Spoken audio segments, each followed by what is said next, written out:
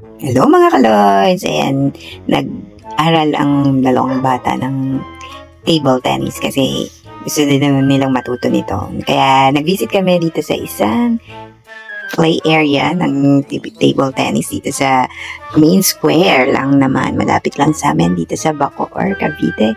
At nag-enjoy kami kasi 3 hours unlimited play ito. Grabe.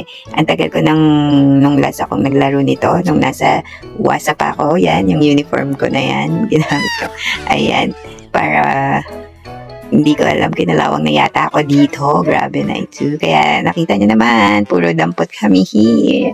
Ayan, madali lang din naman matuto nito eh, kapag natuto ka na. Ang saya-saya nito. Halos ayaw mo nang mag-stop kasi hindi rin siya nakakapagod talaga at buong family niyo talaga ay mag-i-enjoy.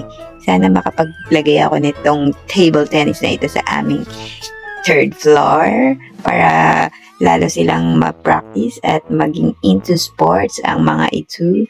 Si Jaja ay natuto rin ito agad-agad. Marunong na siyang mag-serve.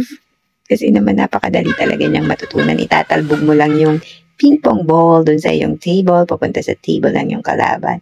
And papalu-paluin mo lang back and forth. Pero napakahina lang talaga ng exert mong effort para dito.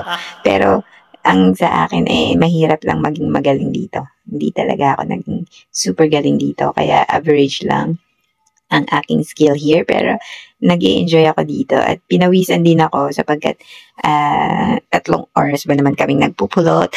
Joke lang. Ayan. At kasama rin ang buong family. Kahit inip na inip yung dalawang ito. Nakaupo lang sila dyan.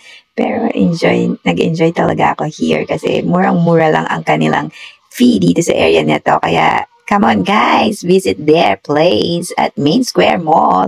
Super mura lang ng kanilang price sa paglalaro.